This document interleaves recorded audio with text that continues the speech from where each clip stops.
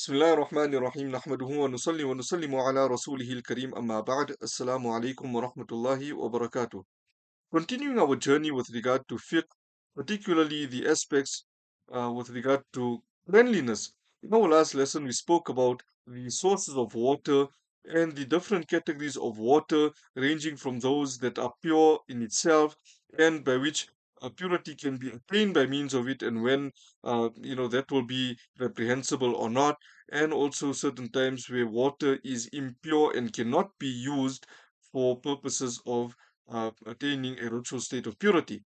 Now, just picking up from that last lesson, there are further two categories of water that are mentioned by the scholars, and that is what we refer to al-ma'ul qalil and al-ma'ul kathir.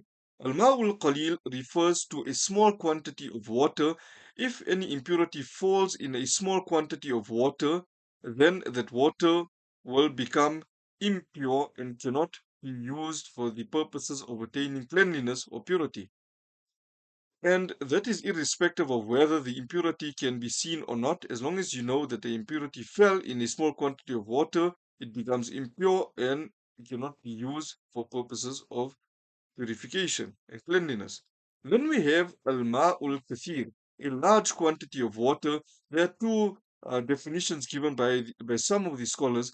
The first being that a large quantity of water would be such that if you create a ripple on, or you throw a stone on one side, the ripples do not reach the other side. Another way of identifying a large quantity of water is to say that it is 10 by 10, 10 arms length by 10 arms length, right? So length and breadth should be 10 by 10. That would be regarded as a large quantity of water. Now, if an impurity falls in a large quantity of water, then it will only be impure if the impurity can be seen, its traces can be seen, after which it will have to be removed in order to cleanse that large quantity of water. We'll come to how to clean and cleanse a large quantity of water in one of the later sessions. Nonetheless, today we move on to another discussion, and that is what we call ahkamu su', the rulings pertaining to leftover waters. Now, a su' it is referred to, or it is defined as al-ma'u alladhi baqiya fil ina'i ba'da ma shariba minhu insanun aw hayawan. It is that water that remains in a utensil or a container after a human being or an animal drank from it. Right? So the leftover waters in a container or utensil after a human being or an animal had drank from that particular water, so whatever's left. And what is the ruling with regard to it? The scholars explain that وَلِلسُّؤْرِ أَحْكَامٌ تَخْتَلِفُ بِاخْتِلَافِ الْحَيَوَانِ الَّذِي شَرِبَ مِنْهُ, that the rulings of the leftover water will differ according to the different animals that they drank from there. The first being, obviously not an animal but a human being, that فسؤر الآدمي فسؤر الآدمي طاهر وتحصل به الطهارة إذا لم يكن في فمه أثر النجاسة سواء كان مسلما أو كافرا وسواء كان طاهرا أو كان جنبا. That the leftover water of a human being remains pure irrespective of whether that person is a Muslim or a disbeliever, whether that person is in a state of ritual purity or not. However, if there are traces of najasa, traces of impurity in that person's mouth, then obviously the water will be contaminated. But if there are no impurities or signs of impurities in that person's mouth, then after they consume water from their container or utensil, the leftover water remains pure. So a simple example would be that if there's a bottle of water and somebody had drank from there, then obviously it would remain pure. The leftover water would remain pure. But if we know there's some traces of najasa, traces of impurity in that person's mouth. For example, they had just eaten pork or they had consumed wine and now they drink from that bottle of water. The remaining water, the leftover water, will be considered impure in itself, and the person will not be able to achieve tahara, ritual purity, by means of such water. The second type of water would be that which a horse drinks from. If a horse drinks from a container of water or utensil of water, the leftover water remains pure and purification can be attained by means of it without without it being reprehensible, not being makruh. The next one would be where a where an animal whose meat is permissible for consumption drinks from a utensil or container of water. Right? So animals like goats, sheep, camels, cows, bulls, etc. These animals are halal for consumption. So if they drink from a utensil or container of water, the leftover water remains pure, and tahara, ritual purity, can be attained by means of that leftover water. The next one we look at is, and this is a more common one, if a cat drinks from a utensil or container of water, what happens to that leftover water? What is its condition? And why I say it's common is because most people would have cats in their homes as opposed to other animals. We will also discuss the issue of a dog drinking from water and from a utensil or container of water. We'll come to that a bit later. But for now, if a cat drinks from a utensil or container of water, then the leftover water remains pure. However, to make wudu with that particular water would be lightly reprehensible, what we call makruh tanzihi, when other water is found. So if there is other water and you're going to use this leftover water of the cat, that will be reprehensible or lightly reprehensible.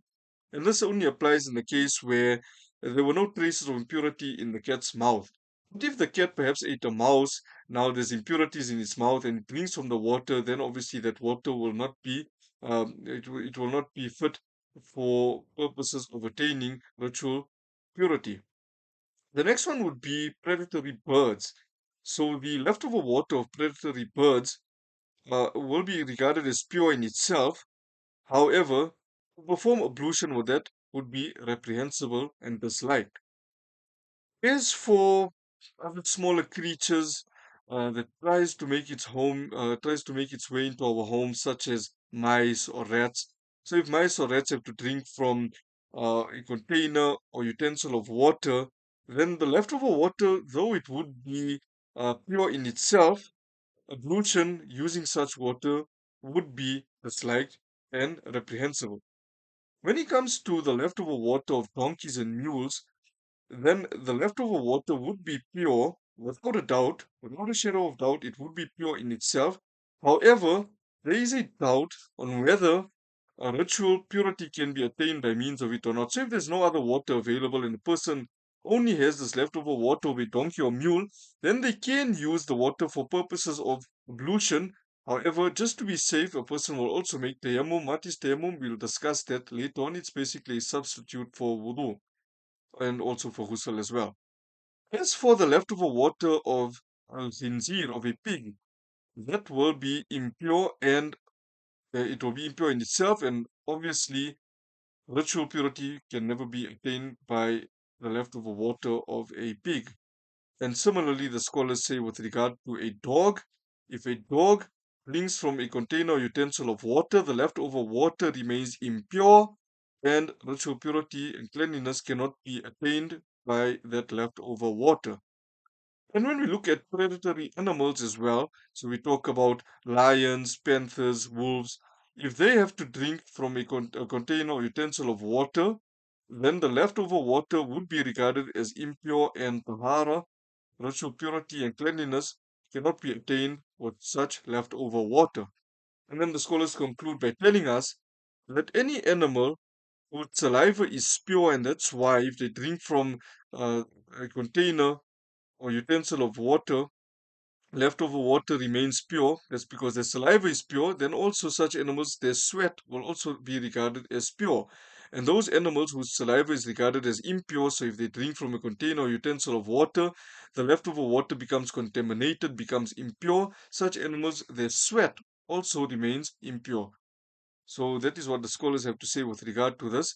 May Allah subhanahu wa ta'ala grant us the understanding. Inshallah, in our next lesson, we will talk about the laws and regulations pertaining to water that's found in a well, and also what happens when some impurities would fall in a well, and how do we go about verifying that? Sometimes it becomes relevant for us because sometimes impurities falls in our pools at home, and obviously we want to cleanse the pool from any impurities, because if we jump in there, then perhaps it will affect our state of cleanliness, may affect our salah, etc.